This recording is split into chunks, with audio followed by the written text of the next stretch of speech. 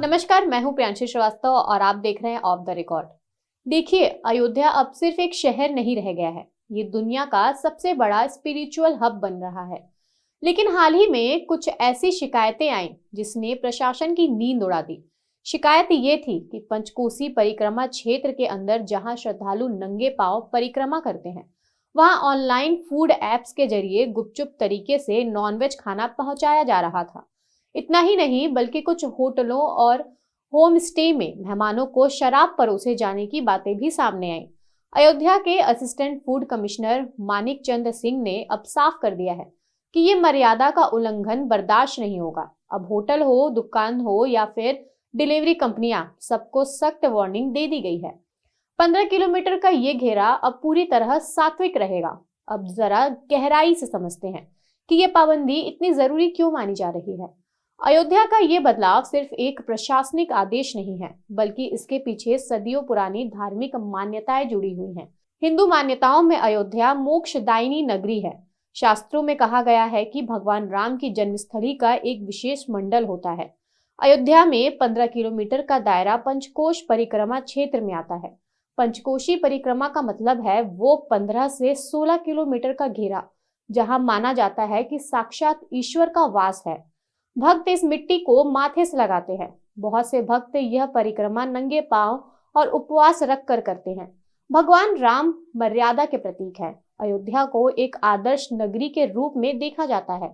जैसा कि ईसाइयों के लिए वेटिकन सिटी या मुसलमानों के लिए मक्का में उनके धर्म के कड़े नियम लागू होते हैं, वैसे ही अयोध्या को सनातन धर्म की राजधानी के रूप में शुद्ध रखने की ये एक कोशिश है।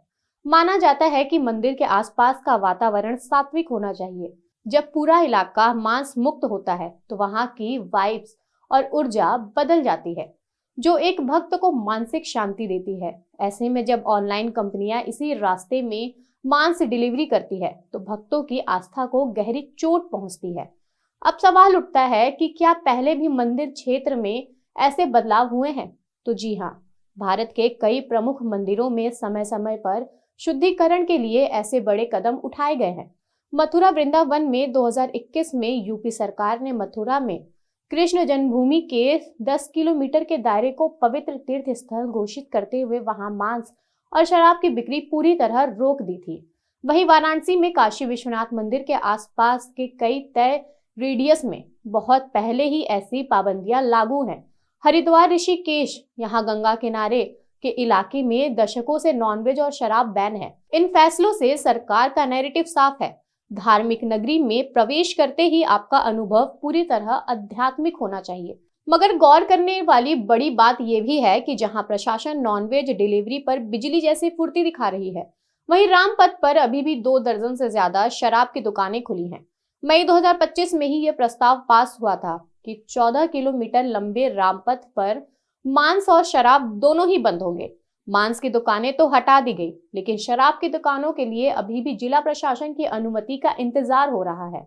ये कोशिश है उस त्रेता युग वाली अयोध्या की झलक दिखाने की, जहां मर्यादा ही सर्वोच्च थी। 15 किलोमीटर का ये दायरा तय करके प्रशासन ने एक स्टैंड तो ले लिया है, लेकिन असली परीक्षा तब होगी जब रामपथ से शराब की आखिरी दुकान भी हट जाएगी, क्योंकि श्रद्धा किश्तों में नहीं होती, वो तो पूरी तरह होती है। आपको क्या लगता है कि क्या धार्मिक शहरों में इस तरह के सख्त नियम जरूरी हैं? और क्या शराब पर पाबंदी लगाने में हो रही ये देरी आपको भी खटक रही है? अपनी राय कमेंट सेक्शन में जरूर लिखें। श्रेष्ठ भारत पर खबरों से जुड़े रहने के लिए चैनल को सब्सक्राइब और लाइक करें, बेल आइकन दबाएं और देखते रहें श्रेष्ठ भारत।